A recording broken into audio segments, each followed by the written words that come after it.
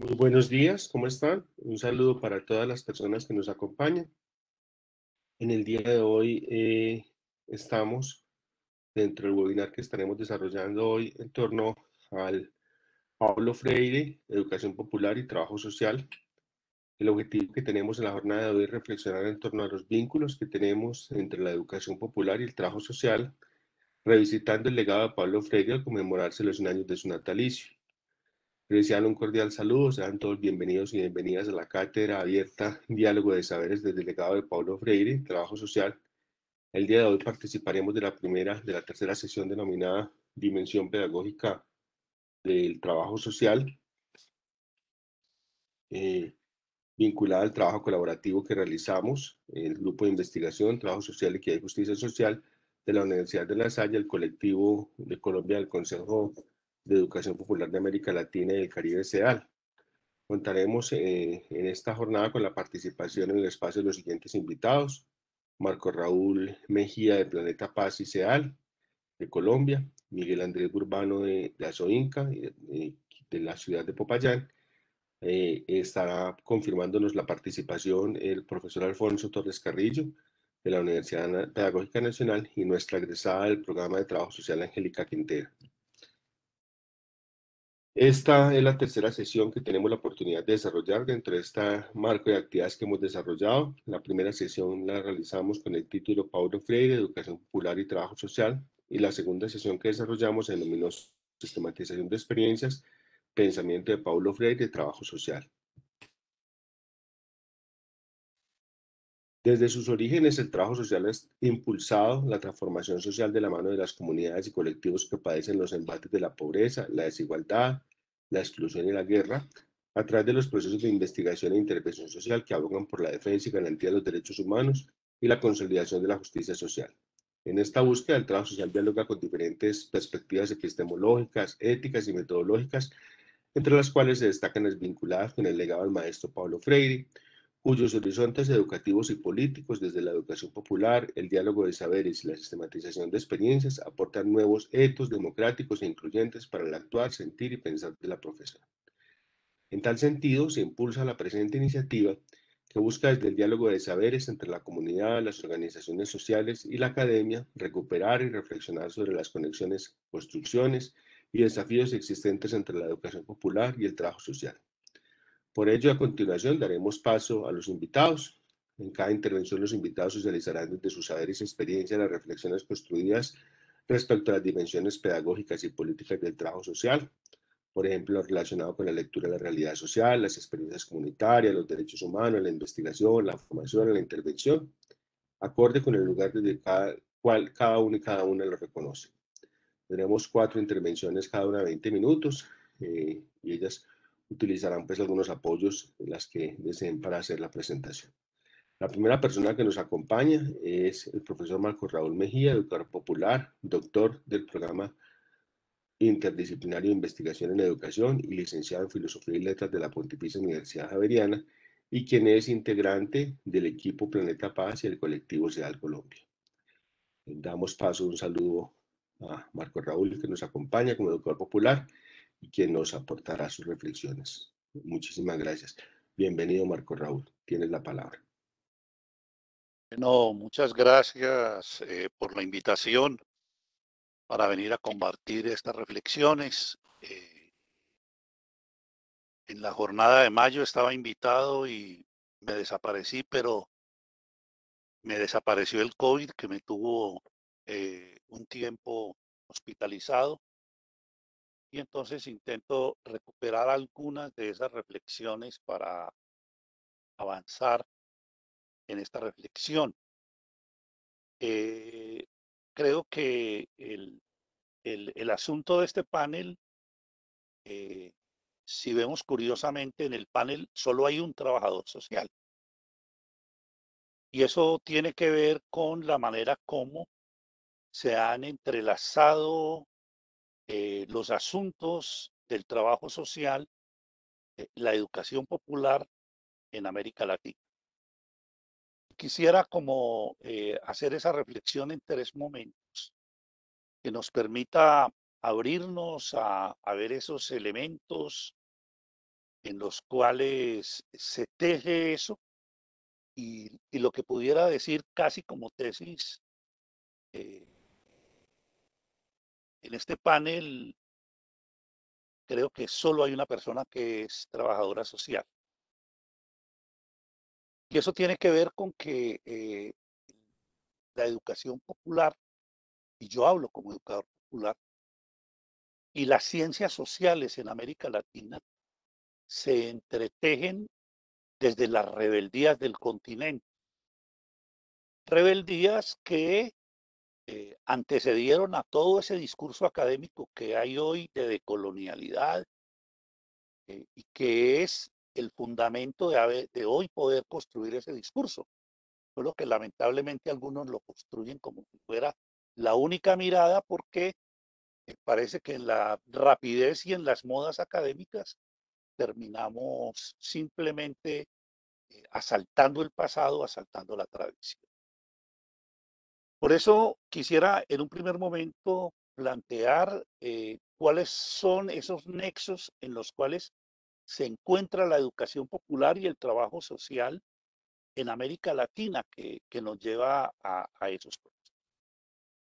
Yo voy a iniciar leyendo una cita de García Márquez, precisamente para mostrar cómo se vino dando a partir de los 50 y los 60 ese cruce de esas dinámicas. Eh, y un poco me voy a basar en el capítulo tercero de mi último libro, que precisamente abro con esa cita de García Márquez. Dice García Márquez en el discurso de Estocolmo recibiendo el premio Nobel, comillas, pues si estas dificultades nos entorpecen a nosotros, que somos de su esencia, no es difícil entender que los talentos racionales de este lado del mundo, extasiados en la contemplación de sus propias culturas, se hayan quedado, les está hablando a los suecos y a Europa, se hayan quedado sin un método válido para interpretar. Es comprensible que insistan en medirnos con la misma vara con que se miden a sí mismos, sin recordar que los estragos de la vida no son iguales para todos y que la búsqueda de la identidad propia es tan ardua y sangrienta para nosotros como lo fue para ellos. La interpretación de nuestra realidad con esquemas ajenos solo contribuye a hacernos cada vez más desconocidos, cada vez menos libres, cada vez más solitarios. Este texto, que es de el discurso de Estocolmo de García Márquez, nos sirve para iniciar esta conversación. Vuelvo a decir, está es el inicio de desarrollo parte de lo que voy a presentar ahora del capítulo tercero de mi último libro de Educaciones, Escuelas y Pedagogías en la cuarta revolución industrial desde nuestra América. En ese capítulo yo muestro en qué consiste nuestra América. Entonces digamos que se han construido unos vasos comunicantes, como decía, que se entretejen con estas rebeldías que quiero mencionar muy rápidamente. Lo primero es que no podemos dejar de reconocer que toda esta acción social en ese momento, intervención social sobre nuestra realidad, se hace a través de proyectos financiadas por las agencias de cooperación y de los países en el mundo del norte después de la Segunda Guerra Mundial. Eso que Arturo Escobar ha llamado la invención del desarrollo y por correlato la invención del subdesarrollo. Entonces, digamos que ese primer elemento va a marcar ese encuentro, porque muchos y muchas trabajadoras sociales comenzaron a estar ahí en los proyectos y comenzaron a hacer un poco a partir de lo que hacían como trabajadores y trabajadores sociales, hacer ese proceso. Hay un segundo elemento que me parece clave para que pensemos y es que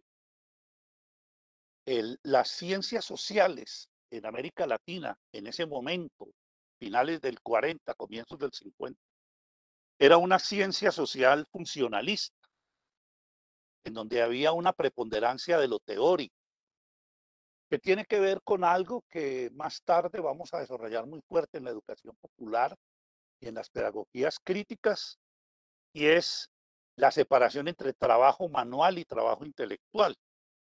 Y el trabajo social sufre en esa mirada una minusvaloración, en donde la ciencia, la reflexión la hacía el sociólogo, el psicólogo, etcétera, diferentes grupos sociales.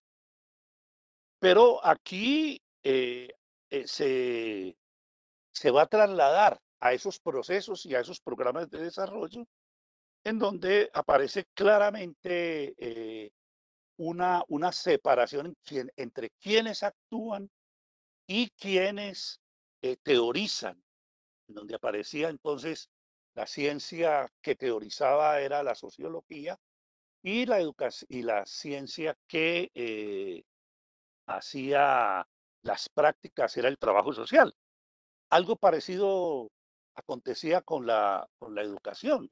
Esa educación organizaba unos escenarios en los cuales el mundo se movía con unas características particulares. Un tercer elemento muy fuerte, donde se comienzan a entrecruzar esos elementos, es que eso que yo llamo los elementos de la, de la ola académica actual de la decolonialidad y de epistemologías del sur, van tomando forma en América Latina. Y van tomando forma desde unos saberes práctico-teóricos que se mezclaban muy irregularmente. Y entonces ahí van emergiendo eso que yo he llamado en mis textos eh, las rebeldías epistémicas del sur. Y entonces allí nos encontramos procesos como la teología de la liberación, la comunicación popular, la filosofía de la liberación, la psicología de la liberación, la investigación-acción participante, la teoría de la dependencia, la economía descalza, el ambientalismo popular, eh, eh, la economía popular, la ética de la liberación, los feminismos populares y comunitarios, los teatros del oprimido, las agriculturas originarias y la misma educación popular. Entonces, eso va a generar, a medida que se desarrolla esa dinámica, y quienes practicábamos algún tipo de relación eh, con estos asuntos, comenzamos a producir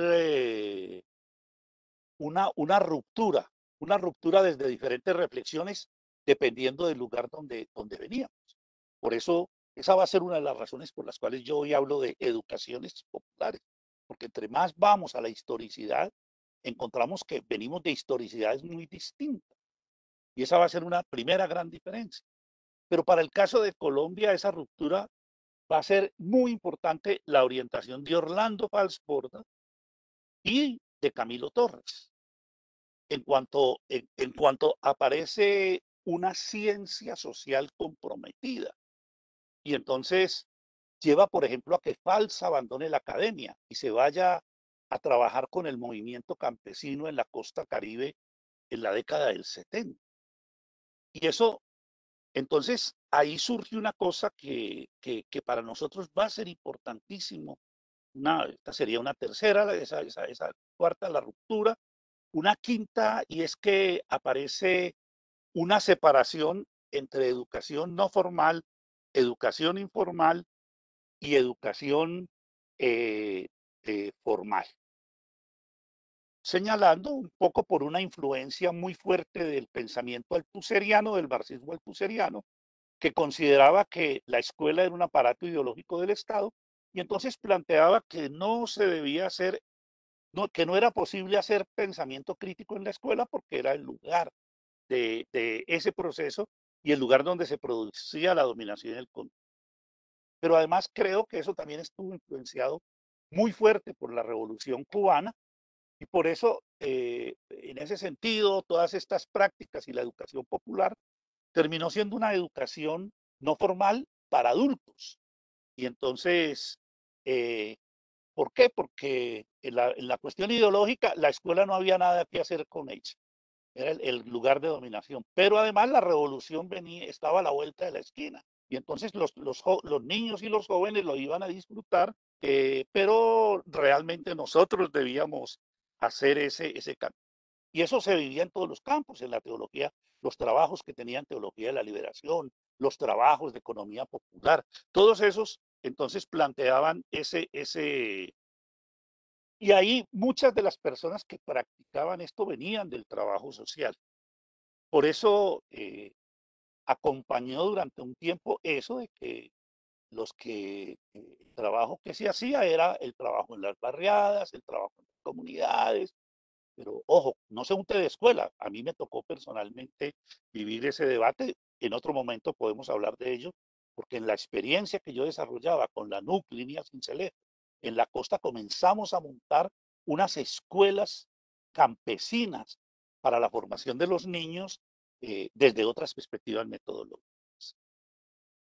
También aparece otro lugar, no sé, ya quinto, sexto, un nuevo lugar en el cual se entrecruza muy fuerte y es que todas estas influencias van a cuestionar el tipo de informes que se hacían por parte de las agencias, porque las agencias financiaban y lo que buscaban era si los objetivos se habían cumplido, cómo no se habían cumplido. Y entonces se fue encontrando que había unos resultados no planeados en esas actividades. Y entonces, ¿cómo se da cuenta de esos resultados no planeados? Desde mi punto de vista, cuando se comienza a ver esos resultados no planeados, ahora en las preguntas puedo colocarles ejemplos de esto para no pasarme del tiempo, pero cuando se iba a los resultados no planeados, entonces eh, aparece uno de los orígenes de la sistematización, en el sentido de que hay que dar cuenta es de las prácticas, de lo que se vive, y no simplemente de lo que estaba planeado en el proyecto que se le presentó a la agencia. Pero además esto nos permitió también eh, el, el, un elemento muy importante y es encontrar una forma del sujeto popular como productor de saber y conocimiento. Y un sujeto popular que antes parecía que era simplemente el gran sujeto de la revolución, pero que la cuestión de la reflexión la hacían los académicos, la hacían las ciencias sociales. En todas estas que yo llamo las rebeldías, comenzó a surgir una, una crítica muy fuerte a los constructos europeos. Ustedes lo han visto claramente, por ejemplo, como a medida que fuimos haciendo una reflexión sobre esos elementos, Simón Rodríguez comenzó a tener una presencia muy grande en la educación, ¿verdad? Y no solo eso, sino que encontramos que la historia de la educación popular estaba por hacerse, que no era simplemente una cosa de los últimos 50, 60 años. Y ahí entonces creo que me parece que hay una pista muy grande también para ese entrecruce de trabajo social y estos procesos. ¿Cuál es el elemento fundamental para mí en este tiempo? Es que marca una complementariedad en el cual las educaciones populares se están haciendo y se están haciendo eh, y las educaciones populares, y entonces, en el sentido que he hecho la reflexión, no solo se encuentra con los territorios, y los territorios le dan unas particularidades, y esas particularidades son de tipo conceptual, de tipo ecosistémico, de tipo de prácticas en los territorios y de grupo social que se atiende, dependiendo de, no es lo mismo hacerlo con mujeres que con indígenas, que con obreros, que con amas de casa, etcétera, etcétera. Y esa reflexión nos fue llevando a, a construir un sistema desde el cual replanteábamos muchas de las cosas que se estaban haciendo. Por eso creo que cada vez más vamos descubriendo la riqueza de lo que hemos estado haciendo, pero la insuficiencia de la manera como hemos construido la reflexión de eso. Por eso creo que aquí está la importancia de Freire. Para mí, la importancia de Freire está en que eh, todos estos elementos que tenían múltiples entradas, que todas hacían educación, desde los sitios donde se movían y se cuestionaban, eh, y que había un activismo social efervescente que generaba todas esas distancias con Europa. Ya lo dije, en la teología, en la economía, en la sociología, en la filosofía, etcétera, etcétera. Y estábamos ahí, los educadores, los trabajadores sociales, estábamos ahí haciendo esas cosas. Nos vimos obligados en el momento en que emerge lo de Freire, Freire termina convirtiéndose en un soporte, en, en dotar de un horizonte educativo y pedagógico político a la reflexión que veníamos haciendo desde distintos sitios y a las prácticas. Y entonces Freire, por eso el texto de Freire de la pedagogía del oprimido, desde mi concepción, termina siendo tan importante, porque va a dotar de una concepción las prácticas educativas y produce una unidad a todas las prácticas educativas. Los que hacían lectura popular de la Biblia encontraron ahí una explicación y un fundamento para muchas cosas. ¿Cuáles son esos fundamentos desde mi perspectiva? Recuerden, y los invito a que lo vuelvan a leer, que eh, ese texto tiene 4 grandes capítulos. El primer capítulo nos cuenta cómo se da la opresión, cómo se dan los oprimidos y cómo se dan los opresores. El segundo capítulo muestra cómo toda la educación que se hace ahí es una educación bancaria, en el que esa educación, esa concepción bancaria eh, es distinta a una concepción problematizadora. Y Freire lo que recoge es todo lo que estábamos haciendo en lo que él va a llamar eh, problematizadora de la educación. El tercer capítulo es la educación como práctica de la libertad y la dialogicidad que funda la concientización. Y el cuarto capítulo es la acción cultural y cómo se dan en la acción cultural las matrices de opresión y liberación. Entonces, déjenme, para ir cerrando, ¿por qué para mí es tan importante este texto? Este texto coloca un horizonte que era nuevo en la perspectiva de las clases sociales. Hay una cita que Freire, la leo, está en la pedagogía del oprimido, dice, comillas, cuanto más analizamos las relaciones educador-educando dominantes, ojo, en la escuela actual, en cualquiera de sus niveles o fuera de ella. Es decir, ahí nos mostró que el problema no era solo de formal, no formal e informal, sino en cualquier nivel. Dice, más nos convencemos de que estas relaciones educador-educando presentan un carácter específico determinante, el de ser relaciones de naturaleza fundamentalmente narrativa, discursiva, disertadora. Y entonces cuestiona también muchos de los elementos. Y entonces ahí eh, Freire va a sintetizarnos en ese segundo capítulo. Recuerden que el segundo capítulo es la concepción bancaria y problematizadora de la educación, sus pedagogías. Yo esto lo trabajé mucho porque cuando estuve de asesor del programa Ondas, esto fue lo que implementamos en la propuesta metodológica de un material que ustedes deben conocer que se llama Suba, Teo y sus amigos en la onda de la investigación. Entonces aquí aparece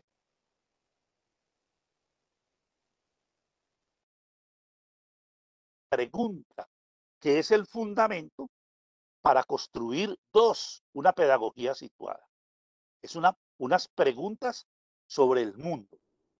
Tres, una pedagogía crítica, porque exige una lectura que no sea la única del mundo, sino que lleva a descubrir varias lecturas y que es en el caso mío, cuando hice la investigación como estrategia pedagógica, que el niño o la niña fuera capaz de hacer síntesis escuchando al anciano, escuchando a los sabedores de su comunidad, consultando en internet, leyendo en la biblioteca, hablando con sus profesores. La cuarta pedagogía que aparece allí claramente es la pedagogía colaborativa. Últimamente nos están metiendo los dedos en la boca diciéndonos que pedagogía colaborativa es la que se deriva del manejo de la ferretería, la ferretería virtual y virtual. Eh, y, eh, pero no, la pedagogía colaborativa ya estaba en el pensamiento de Freire y hay que rescatarla ya para poder, y desde ahí, por ejemplo, yo ando haciendo las elaboraciones, por ejemplo, de este libro último mío, cuestionando eso. Cinco, una pedagogía política. Es decir, la pedagogía siempre va a ser política en cuanto siempre los intereses están en el corazón de cualquier práctica. Y en ese sentido no hay práctica neutra y son los sujetos las que la hacen, y etcétera, etcétera, la ética de estos asuntos. Seis, una pedagogía para actuar en el mundo. Esa pedagogía para actuar en el mundo nos permite plantear hoy con toda claridad eso que siempre decimos que nosotros llevamos y construimos esas cosas. Por eso, para mí, desde mi perspectiva, esto nos vuelve a pluralizar. Si yo soy coherente con estas pedagogías, vuelve a hacer que y ustedes lo saben mejor que yo como trabajadores sociales, no es lo mismo hacer educación popular con unas mujeres analfabetas que hacer educación popular con unas mujeres que están en los procesos de organización ya de una comunidad y que tienen grupos feministas. Entonces nosotros hemos construido ahí lo que llamamos los ámbitos, que son parte de lo que nos permite decir, hay con un tronco básico de educación popular, ella se hace particular, se disemina en la realidad con distintas formas. Y entonces aparecen para nosotros 7 ámbitos, los menciono rápidamente, los encuentran ahí en el texto. Uno, hay un ámbito de individuación. Dos, hay ámbitos de incluirme en procesos de socialización, de hacer educación popular ahí. Tres, hay unos ámbitos de vinculación a lo público. Cuatro, hay unos ámbitos de participación en procesos de movimientos. Cinco, hay ámbitos de participación en los gobiernos.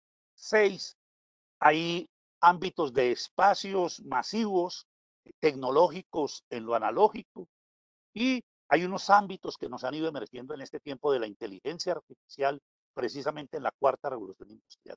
Y ahí los educadores populares tenemos que construir la minucia de la metodología. Con esos principios pedagógicos lo volvemos específico en cada uno de estos ámbitos para poder hacer real ese proceso en el que nosotros decimos el sentipensante de Orlando Paz Borda se nos convierte en las capacidades humanas. Lo que formamos son capacidades humanas, seres humanos íntegros, no simplemente los de las competencias. Para cerrar, permítanme terminar con una cita de Freire en la pedagogía del oprimido, está en la página 41. A mí me encanta porque, como les decía, redirige el sentido de la lucha. Antes nos decía, cuidado, que se vuelve totalmente, la pedagogía se vuelve narrativa, discursiva, disertadora. Y aquí nos va a decir, ojo que el proyecto ético es mucho más grande que el que hasta ahora nos habían planteado. Cierro con eso. Dice Freire, comillas, lucha que solo tiene sentido cuando los oprimidos, en la búsqueda por la recuperación de su humanidad, que idealista, que deviene una forma de crearla, no se sienten idealistamente opresores de los opresores, ni opresores, sino en restauradores de la humanidad de ambos. Y ese es el sentido político, me parece, que sigue funcionando en un mundo como este. Muchas gracias. Agradecemos al profesor Marco Raúl, quien nos ha motivado con sus diferentes palabras, nos ha cuestionado. Creo que nos da un punto de partida importante para esta tercera jornada de la cátedra. Damos espacio entonces ahorita a Miguel Andrés Burbano. Miguel Andrés es director del departamento de ASOINCA, de la Asociación de Institutores y Trabajadores Sociales del Cauca. Miguel, tienes la palabra.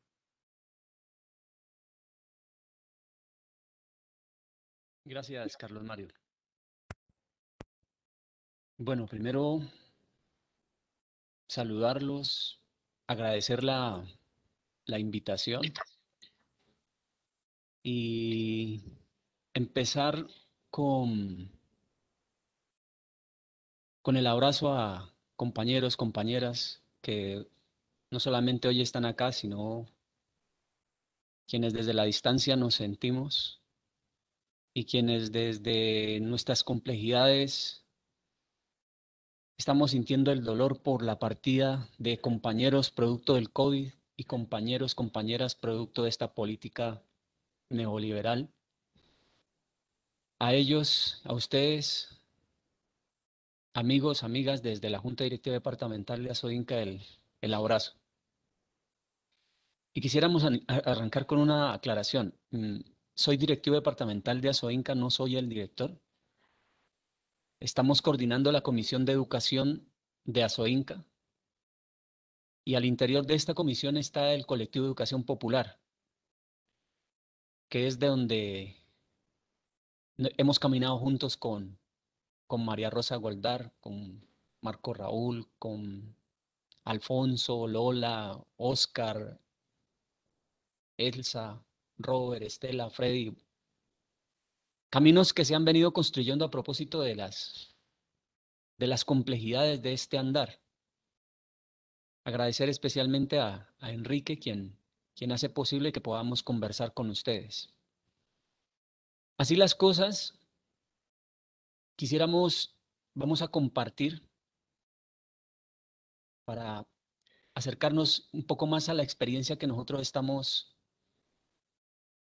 llevando acá. Por favor, me confirman si estamos proyectando. Sí, ahí estamos Vale, viendo. bien, gracias. Entonces, ASOINCA, desde hace algunos años, desde 1998, está procurando no solamente que el movimiento sindical se recupere a través de la huelga, a través de las prácticas, a través de la ética popular, sino que también se recupere en esa relación que debe existir entre el movimiento sindical del sector educativo y la apuesta.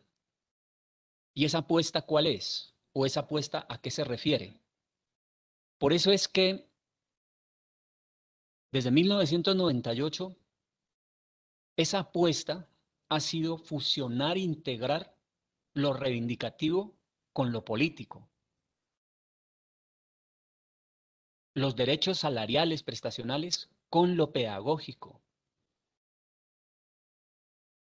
Y hemos venido desarrollando una serie de encuentros que nos han llevado no solamente a reflexionar, sino a recuperar derechos. Y estamos hablando de que entre lo reivindicativo y lo político debe existir un equilibrio tal que, como decimos en mi pueblo, Bolívar, Cauca, ni tanto que alumbre el santo, ni tanto que lo vaya a quemar. Porque infortunadamente el movimiento sindical hoy tiene más carga sobre lo reivindicativo, más carga sobre el derecho del salario, sobre el derecho de la prestación, sobre el derecho al ascenso. Eso está bien. Pero la lógica debe ser el equilibrio de esas dos realidades, de esas dos necesidades. Por eso nosotros a esta conversa de 20 minuticos le hemos colocado la dimensión pedagógica en la formación docente. Y por favor me dicen si está corriendo la diapositiva, ¿vale?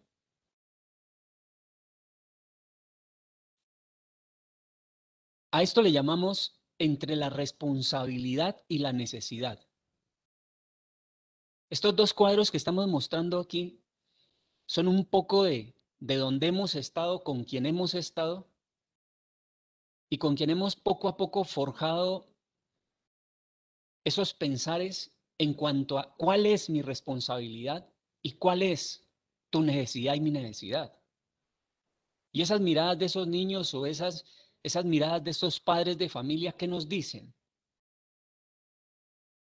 Esas miradas o esa asistencia, ¿qué nos procura? Ahí es donde nosotros empezamos a fusionar e integrar eso de lo reivindicativo con lo político, eso de lo reivindicativo con la responsabilidad, eso de lo pedagógico o lo político con la necesidad. De allí que es necesario que nosotros, para poder comprender esto, pues partamos de lo elemental, que es cuáles son entonces esas realidades, cuáles son nuestras realidades. Y desde Asoinca lo que planteamos es, miremos cuáles son las realidades de los profesores.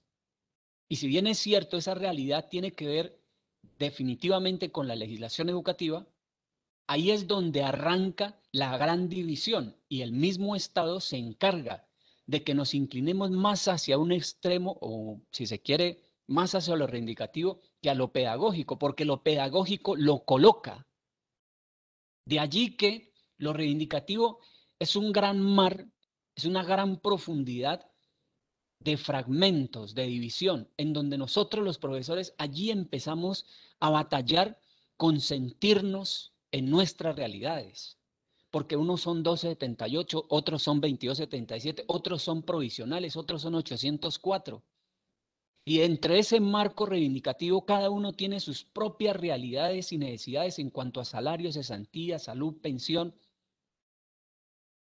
¿Dónde nos encontramos entonces? Nos encontraríamos quizá en lo pedagógico, pero el mismo acto pedagógico desde la realidad, desde el Estado, nos llega con pruebas, modelos, programas, convenios, que no es que no nos dejen avanzar, sino que nos colocan la línea por donde debemos caminar, sin permitirnos pensar en el para qué. Sin embargo, y frente a esta gran o estas grandes realidades, hay algo que le llamó la atención a Soinca en cuanto a necesidad y responsabilidad. Aquí nos excusan, y Carlos Mario, por favor, nos comenta si estamos transmitiendo bien las imágenes, ¿vale? Perfecto, se están viendo bien, se están viendo bien. Vale, gracias, Carlos. Entonces, nos inquietó muchísimo que entre esa realidad de lo reivindicativo y lo pedagógico, lo político, porque aquí es donde entra Freire, con una fuerza inmensa, con una potencia de decir, bueno, y entonces nuestra realidad, entonces nuestra responsabilidad es ¿cuál? Y decimos la formación desde la educación popular. Y la educación popular puesta en Freire porque en su tiempo, en su momento, hasta ahora, ha logrado entregarnos no solamente una episteme, una metodología, una didáctica, una pedagogía, sino que logró confrontar esas realidades con esas necesidades a partir de la problematización. Un poco lo que estaba planteando Marco Raúl hace poco, nos dio la luz en que entendamos que no existe una política sino políticas, que existen educaciones, que existen pedagogías. Ahí fue donde nosotros dijimos, si esta es el fundamento de Freire, el legado de Freire, entonces miremos nuestra realidad paso a paso. Y la realidad son nuestros estudiantes, son padres, madres de familia, somos nosotros. Y eso puesto así, ¿qué nos deja?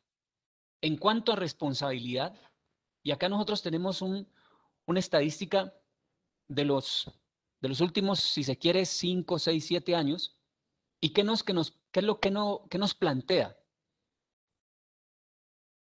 Y esto es como un poco más más que inquietante, es de susto, porque en realidad y necesidad, y en el fundamento de la educación popular, ¿cómo es posible que en el 2014 para el grado sexto estuviesen matriculados 22.384 en el 2014? Y en la lógica de Colombia, María Rosa, hay 5 o 6 años que nos validan o que nos acreditan a nosotros como bachilleres, de sexto a 11. Y eso nos dice que ese recorrido de estos 22.000, al 2019 solamente llegaron 10.314. Que en el proceso de séptimo, octavo, noveno y décimo se quedó más del 50%. ¿Por qué? ¿Qué está sucediendo? Aquí es donde llega nuevamente Freire con el fundamento de la problematización. ¿Por qué sucede esto? Debieron haber salido de la escuela formal 22.000, no 10.000. Entonces, ¿cuál es nuestra responsabilidad? De ahí que nuestras reflexiones han sido transitadas desde la comprensión de la deserción, la reprobación, la repetición y las intenciones. ¿Las intenciones de quién?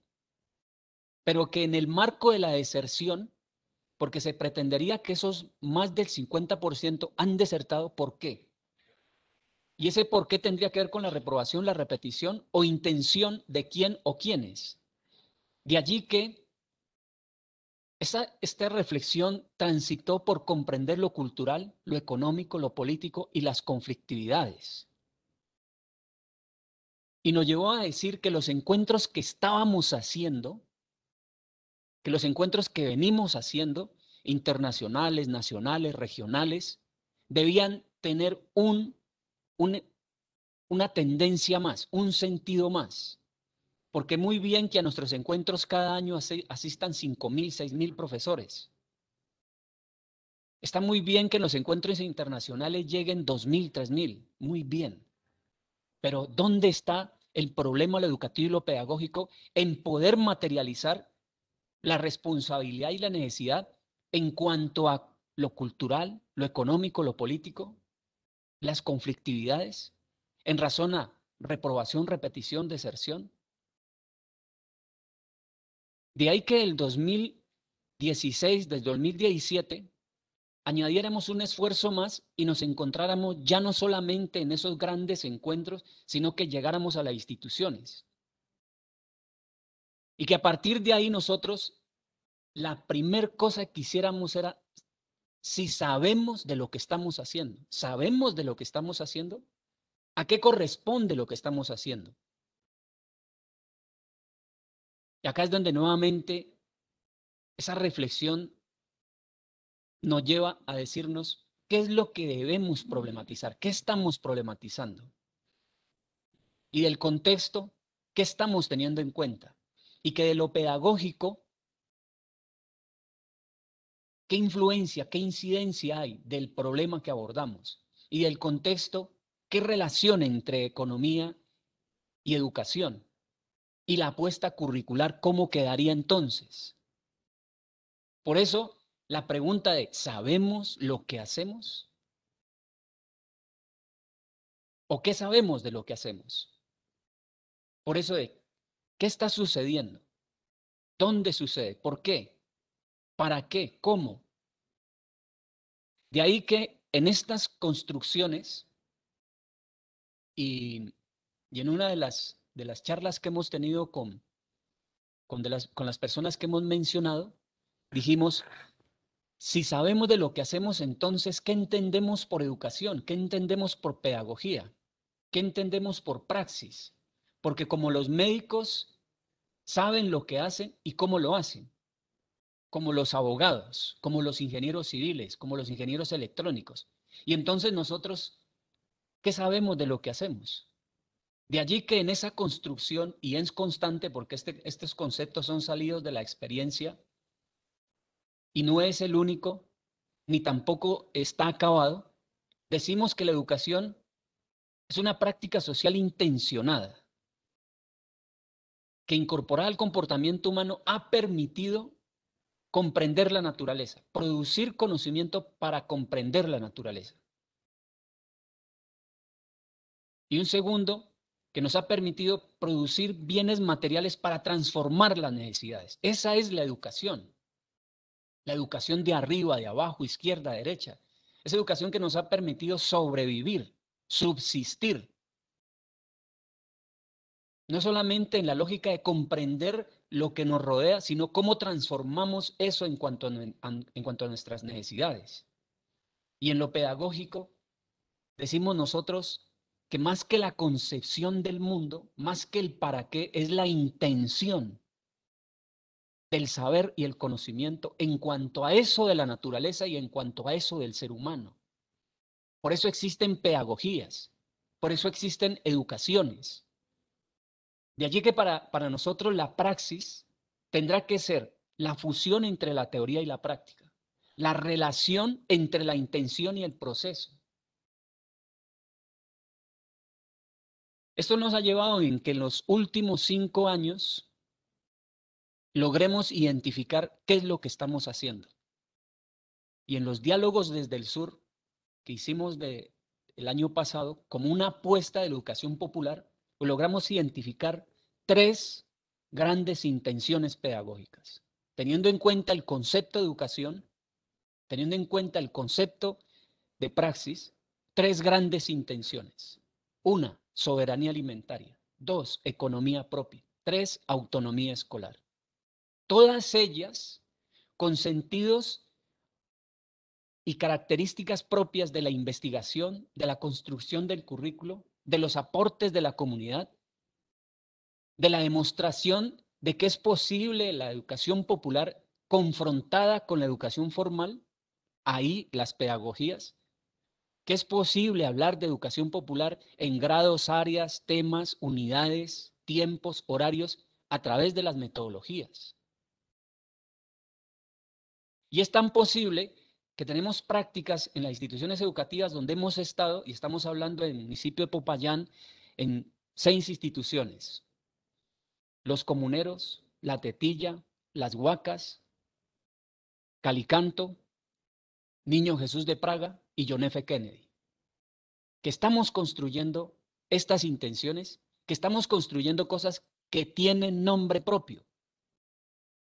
Y ahora en Bolívar Cauca, con 10 instituciones y 13 centros educativos, estamos identificando esas intenciones. Y esas intenciones tienen que ver en soberanía alimentaria, porque los profes están construyendo y deconstruyendo desde el antejardín, desde la huerta, desde las granjas, las aceras, desde el programa de alimentación escolar, desde la cocina tradicional, desde las plantas medicinales, desde estos proyectos, desde estas prácticas, relacionar con ciencias naturales, con ciencias sociales, con matemáticas, química, con lenguaje. Pero asimismo, y esto es lo más importante, que cuando nosotros hablamos de necesidades, poco hablamos de la economía. Y esa experiencia que tenemos entre Asoinca y Provitec nos ha permitido postular 2 cosas. La primera, debemos nosotros relacionar la economía con la educación. ¿Economía para qué? ¿Educación para qué? De allí que a través de estas prácticas, desde el ahorro, la tienda escolar, la venta de productos orgánicos, el relacionamiento comunitario, la producción y comercialización, logre identificarse esa realidad, esa necesidad con matemáticas, lenguaje agrícola y pecuaria. Ahora bien, la autonomía escolar tendría que abordar todos los sentidos de la soberanía, todos los sentidos de la economía. Y en esa autonomía nosotros decimos que más allá de la autodeterminación llega el ser con el pensar, el sentir con el hacer. Y en esas 4 y más dimensiones logramos identificar la confrontación pedagógica, el diálogo de saberes, los sentidos, el carácter, la realidad y los conceptos en cuanto a familia, comunidad, comunicación, tecnologías, ética, arte y deporte en la lógica de las mismas áreas que acabamos de mencionar. Todas estas puestas en líneas de formación docente, en investigación. Por eso es que es importante, y con esto vamos cerrando, es importante que estas intenciones pedagógicas nos ayuden no solamente a encontrar qué investigar cómo investigar en la escuela, sino que nos ayuden a fusionar los esfuerzos entre estudiantes, padres, madres de familia, docentes, en lógica de comunidad, en lógica de constante proceso curricular, en lógica constante de fundamentar las pedagogías. De ahí que quisiéramos cerrar con Simón Rodríguez, y esto en las apuestas de formación docente, en los encuentros que hemos tenido, decíamos que son dos fundamentos: economía popular, educación popular, y el otro fundamento es cero reprobación, cero repetición. Esa es la apuesta que existe desde la Junta Directiva Departamental de Asoinca.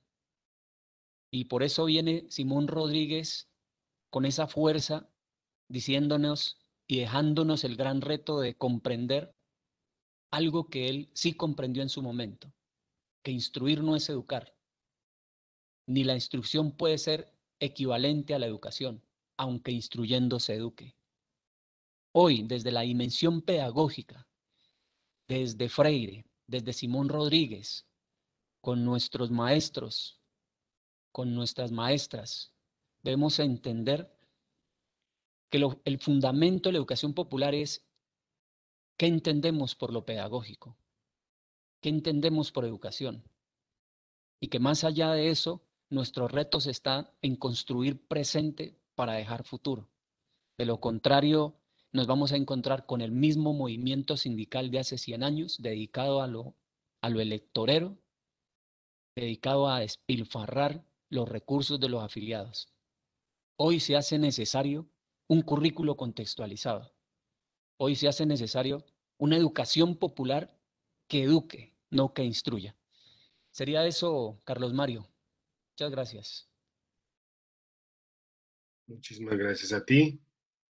Bueno, después de esta presentación, entonces damos paso a la última presentación. El profesor Alfonso Torres se excusa de su presentación. Lamentablemente nos citaron a una reunión hoy y no nos puede acompañar, pero nos manda un saludo deseándonos que nos vaya muy bien en la jornada.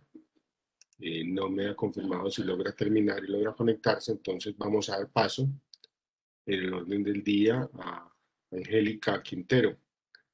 Angélica es trabajadora social egresada de la Universidad de La Salle y tiene una experiencia en acompañamiento de procesos de fortalecimiento comunitario en torno al derecho a la salud en la Macarena Meta y en Pato, Valsillas, Caquetá. Damos la palabra a Angélica y después de Angélica estaríamos formulando o atendiendo algunas preguntas y comentarios. Ya han aparecido algunos comentarios en el chat. Les agradezco a todos que vayan formulando sus preguntas para los asistentes y al final cerraríamos con una intervención de María Rosa Goldari y Luis Enrique Buitrago sobre lo que ha sido esta experiencia del desarrollo de estos tres espacios en términos de la campaña y el ejercicio que hemos hecho en conmemoración de los 100 años de Paulo Freire y el trabajo que venimos haciendo con CEAR. Entonces, damos la palabra a Angélica. Buenos días para todas y todos. ¿Me escuchan? Sí, te escuchamos perfectamente.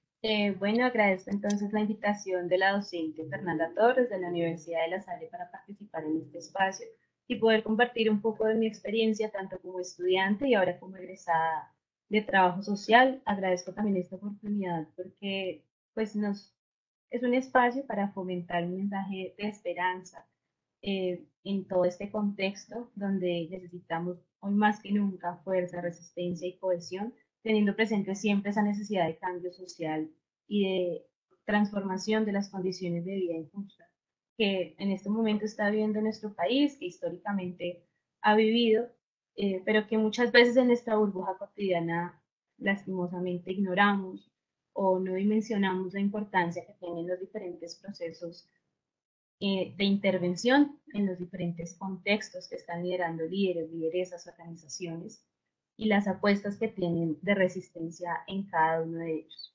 A continuación voy a compartir una presentación donde voy a presentar un poco, primero, mi experiencia desde trabajo social, enfocada principalmente en el derecho a la salud y la paz a través de un proceso académico que se vincula a las experiencias de trabajo en los territorios de la Macarena y de San Vicente del Caguán. Y por último, culminaré con algunas reflexiones. Bueno, en este punto me gustaría aclarar que producto de las construcciones y deconstrucciones, la noción que abordaré de la salud, está enfocada a una apuesta mucho más holística. Es comprender cómo la salud es un derecho fundamental, como un conjunto de condiciones que brindan bienestar y buen vivir a los individuos, comunidades y a la naturaleza, porque esta está intrínsecamente vinculada a otros derechos. Está vinculada a los derechos de la soberanía alimentaria, de la vivienda digna, de tener diferentes servicios, pero también depende de las oportunidades de participación que tengamos los sujetos. Bueno, entonces, mi proceso o mi interés por el trabajo con el derecho a la salud inicia en un espacio académico de incidencia política frente a este derecho en tercer semestre. Es un proceso en una cátedra de Derechos Humanos que dirige el docente Wilson Mellizo. Y pues en este espacio se nos permitió realizar todo un análisis de las realidades que posicionaban a la salud más como un negocio que como un derecho. ¿Por qué? Porque estaba reglamentado bajo políticas inequitativas, ineficientes, descontextualizadas como muchas otras que en este momento rigen nuestro país y dictaminan la manera en la cual vivimos todos los colombianos. Este escenario, al igual que otros espacios como cátedras de la universidad, nos permitió vincularnos a la Mesa Nacional por el Derecho a la Salud y con diferentes profesionales, activistas, docentes, realizamos un proceso de incidencia en la universidad para concientizar a los jóvenes acerca de este derecho a través de la incidencia en redes, de paneles de expertos, de la construcción de infografías de reflexión, entre otras acciones. Sumado a esto, en el año 2017 participé en la creación del Semillero Interdisciplinar Salud y Paz, coordinado por la docente Isabel Cristina Bedoya, y simultáneamente en la red de universidades y organizaciones Salud y Paz, en una apuesta por proponer y actuar frente a esa ventana de oportunidades que nos brindaba el Acuerdo de Paz. Y pues bueno, con el semillero se efectuó toda una serie de procesos también de concientización, de aprendizaje conjunto con las diferentes personas que hacíamos parte de él. Y me gustaría destacar una experiencia, una experiencia importante, que fue la Semana Itinerante por la Salud Rural, porque fue una semana donde a través de la red de universidades y organizaciones Salud y Paz pudimos dialogar, pudimos lograr organizar que esta fuera simultánea en diferentes universidades y en diferentes comunidades de todos los territorios a nivel nacional. Por ende, pues en cada espacio realizamos diferentes actividades para presentar las experiencias, las propuestas a través de talleres, conversatorios, mercados campesinos, exposiciones fotográficas, rituales de sanación, apuestas de mercados agroecológicos, posicionando así pues el compromiso ético y político que tenía en ese momento y tiene el Semillero Salud y Paz en estos procesos a nivel nacional. Bueno, posteriormente, a partir de estos espacios interdisciplinares formativos de investigación e intervención, logré vincularme junto con mis compañeras Juliana González y Valentina Peñuela al proyecto Fortalecimiento de Capacidades Comunitarias para la Atención Primaria en Salud en la Ruralidad, una apuesta de construcción en el municipio de La Macarena, en el que estuvimos 6 meses inmersas en el territorio. Este convenio se efectuó con Corpo Ayarí, la Corporación de Trabajadores Campesinos y Agropecuarios de los Llanos del Yarí, que aglomera 36 veredas, 3 cabildos indígenas y en aquel entonces el ETCR Urias Rondón. Con la corporación, iniciamos todo un proceso de acompañamiento directamente a la organización y a las juntas de acción comunal, y en este punto era necesario movilizar la apuesta política del derecho a la salud en su agenda de lucha. Era necesario incorporarla y ver cómo se generaban sinergias con lo que ellos ya habían trabajado históricamente en su trayectoria de lucha y resistencia. Por ello se hizo todo un proceso, se inició haciendo un proceso de caracterización de las condiciones de vida y salud de las comunidades, en donde participaron activamente los 25 comités de salud que pues ayudamos a reactivar, que acompañamos, y esto sirvió como aporte a la construcción del Plan Comunitario de Salud Rural, que ya está publicado, que se titula Salud sin Fronteras. Bueno, esta apuesta, como bien lo especifican, y cito textualmente a Bedoya Rojas y Vega, 2019, sirvió como aporte y una apuesta por contribuir a la transformación de un estado de cosas inconstitucional en el territorio, por la violación masiva, sistemática, generalizada y estructural del derecho fundamental a la salud. Por ende, pues este proceso de posicionamiento del derecho a la salud buscaba mitigar los efectos de la inequidad en los contextos rurales desde una apuesta macro y micro. ¿Por qué? Porque buscábamos incidir en la implementación de políticas públicas o planes construidos desde la comunidad y a nivel micro, apoyando, orientando, acompañando las diferentes juntas de acción comunal a través de la promoción de habilidades de liderazgo, de trabajo en equipo, de toma de decisiones, de planes de acción veredales, de discusiones conjuntas, colectivas, a través del diálogo de saberes entre el Sistema General de Seguridad Social y Salud y demás.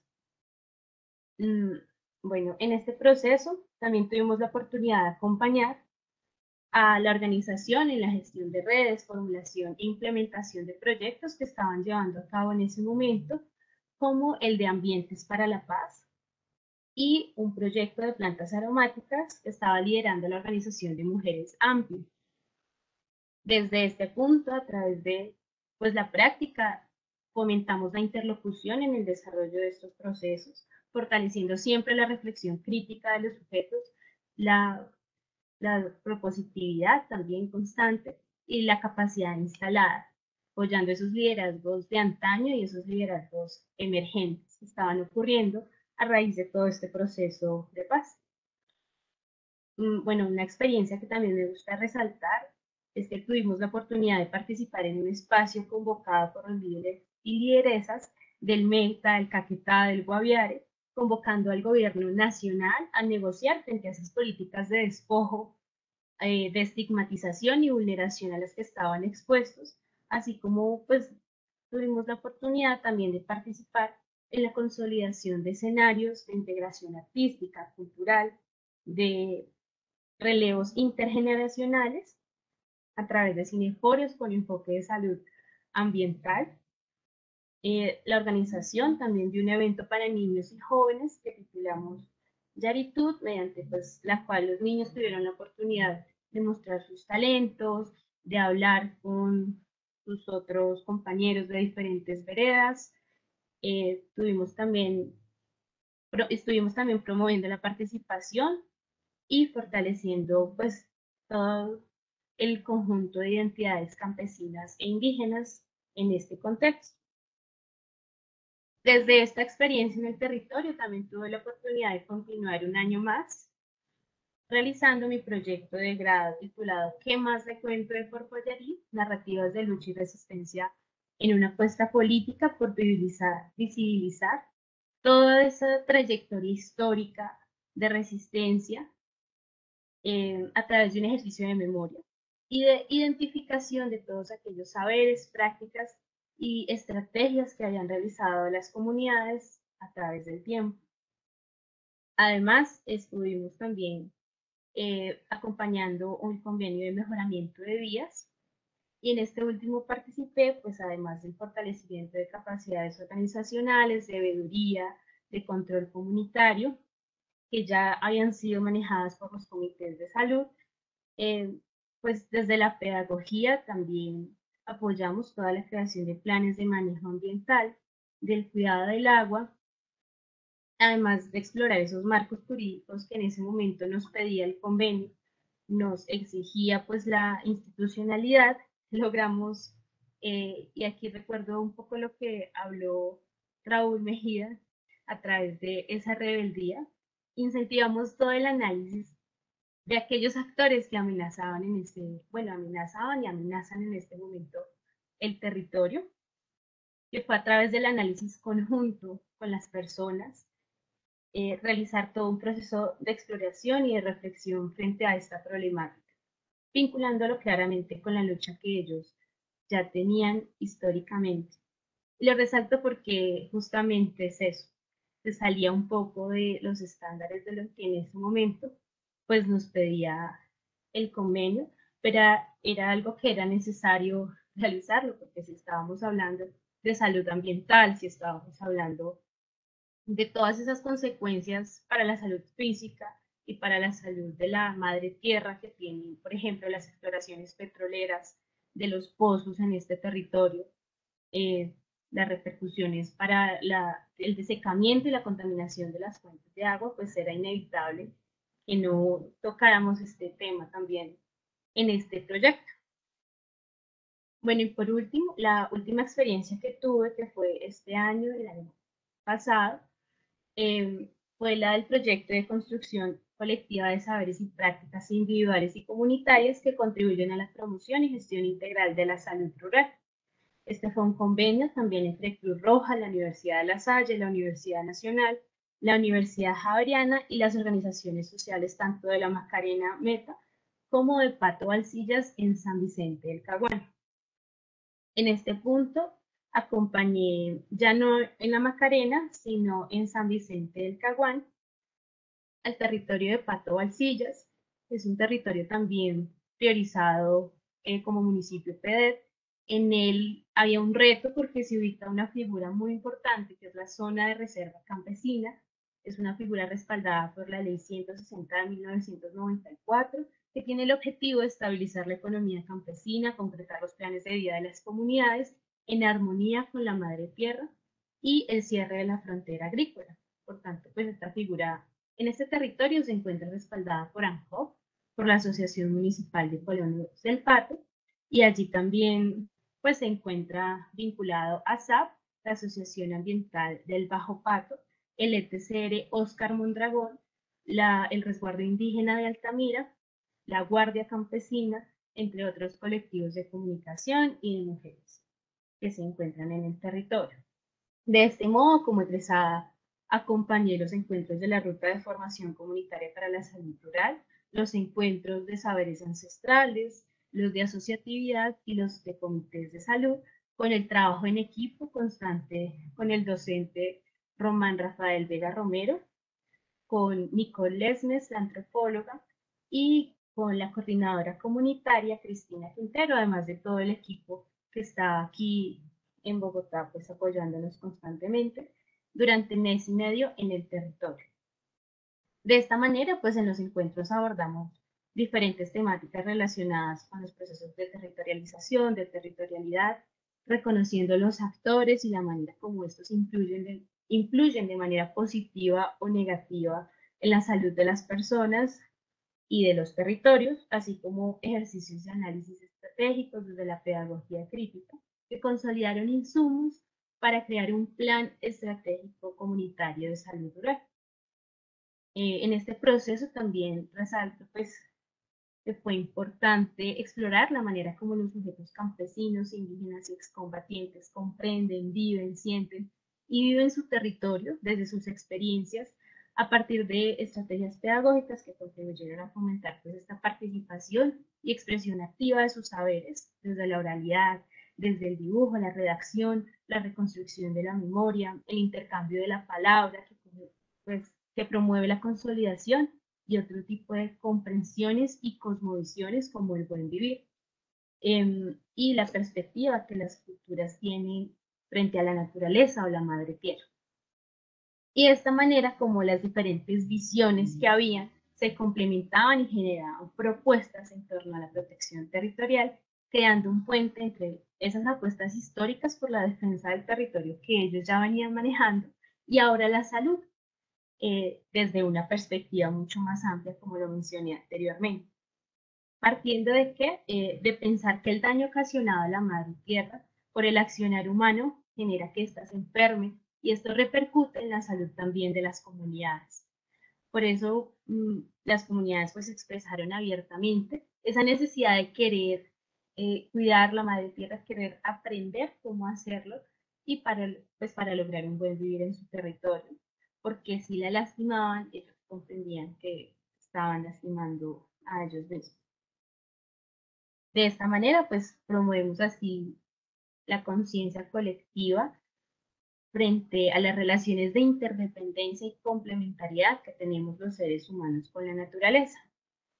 Producto de este ejercicio se construyó, como ya lo había dicho, el Plan Comunitario de Salud Rural y un bosquejo de un nuevo modelo de salud rural que pues concluimos con las personas que estaban allí. Ellos mismos fueron los que construyeron esto, nosotros simplemente fuimos los que acompañamos, los que de pronto orientamos un poco, pero las ideas son de las comunidades, hacen parte de sus saberes, de sus experiencias, de sus conocimientos. Ellos concluyeron que este modelo de salud debía ser territorializado e intercultural, debía reivindicar sus saberes y prácticas ancestrales como campesinos e indígenas, esas prácticas como partería, como sobandería, el uso de plantas medicinales, con el fin de rescatar y posicionar dichos saberes en el diálogo también con los saberes occidentales, respetándose mutuamente y aportando así a un modelo integral de salud que además de la atención primaria en salud, tuviera en cuenta la prevención, la promoción, la acción intersectorial y la participación.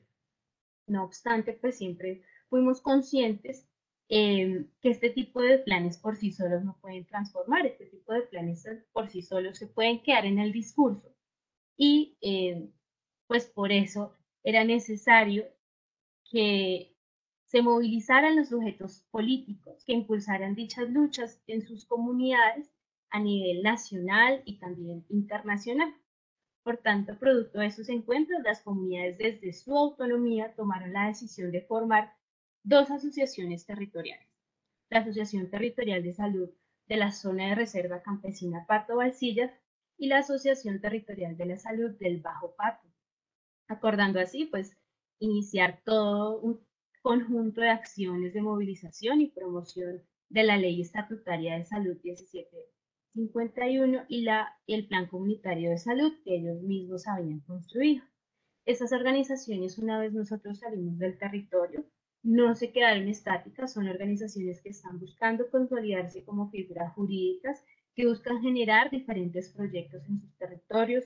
Sus lideresas en este momento hacen parte de unas oportunidades de educación, de ampliación de sus conocimientos y también están buscando cómo formular y ejecutar diferentes proyectos. Están iniciando con el de plantas medicinales en sus territorios. Están activas, están buscando la manera de seguir este proceso desde sus comunidades. Y pues también estuvieron muy activos en el paro. Ay, me faltaron las fotos. Estuvieron muy activas en la movilización, en todo el mes que se realizaron movilizaciones. Estuvieron también sentadas y sentados en las mesas de diálogo, aportando pues los diferentes saberes, las reflexiones que habían construido desde el diálogo de saberes con la cultura indígena, con la etnia indígena, con los excombatientes en estos espacios que enmarcaron el paro nacional.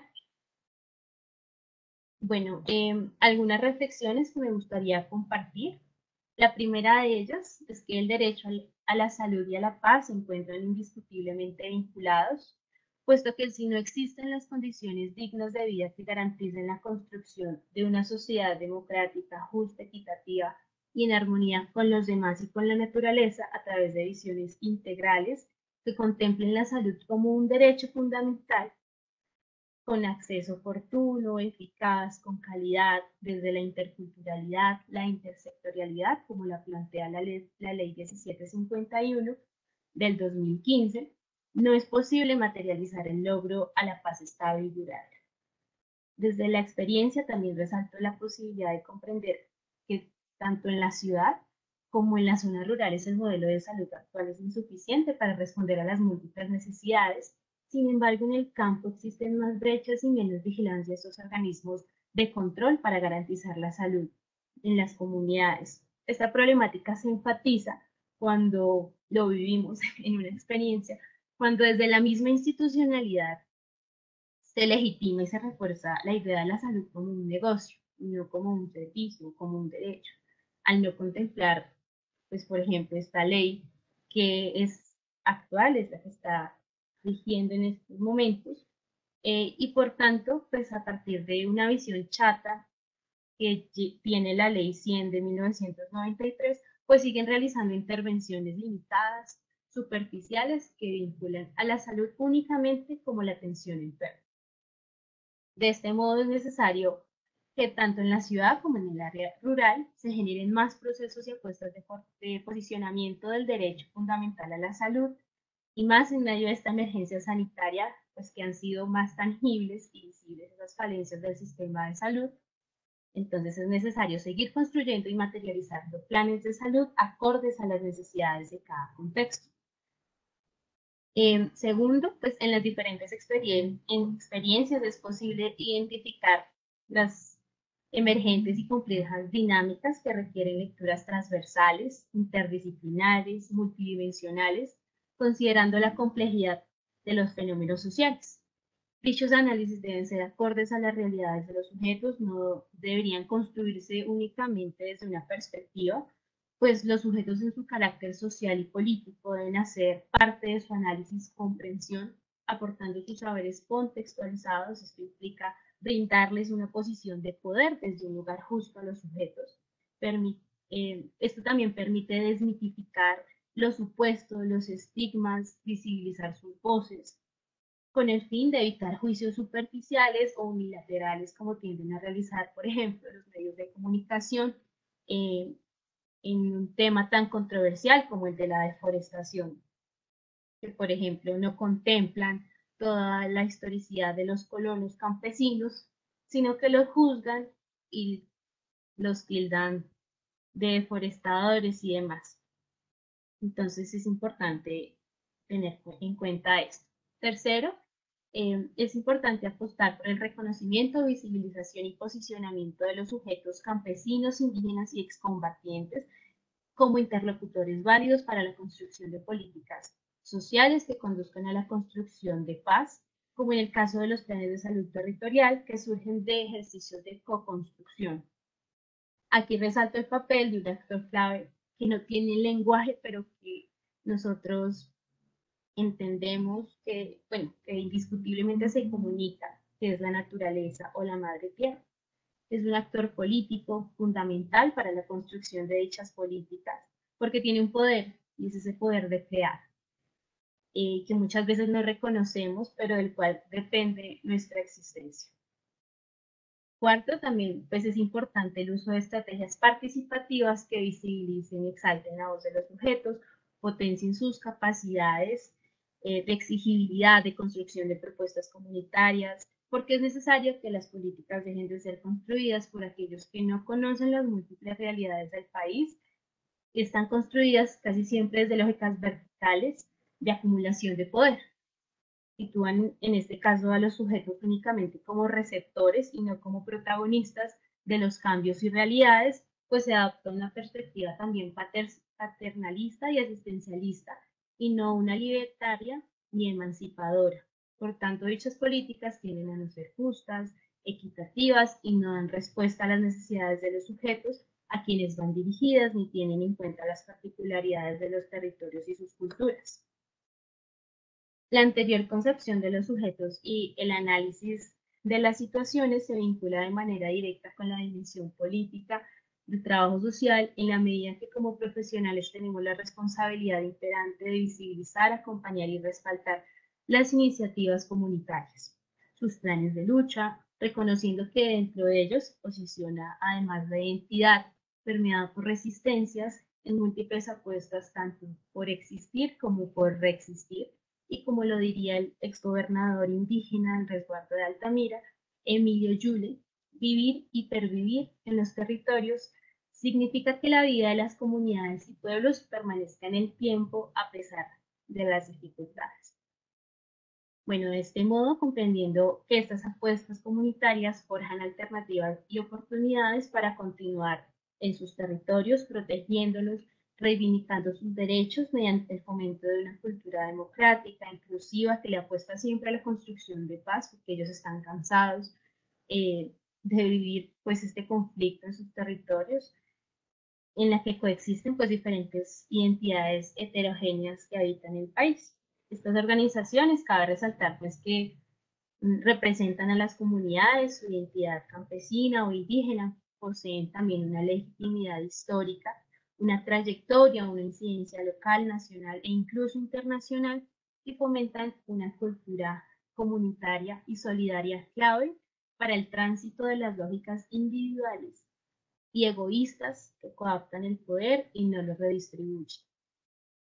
Sexto, bueno, el acompañamiento de las iniciativas debe partir de intervenciones integrales, eficientes, conscientes, críticas, fundamentadas en diagnósticos participativos, que le apuesten a promover el fortalecimiento de la autonomía de las comunidades y de los sujetos, la conciencia colectiva, la reflexión constante, la toma de decisiones asertiva y responsable, la movilización, el cambio social, la participación comunitaria y el reconocimiento de sus saberes, capacidades, recursos y experiencias.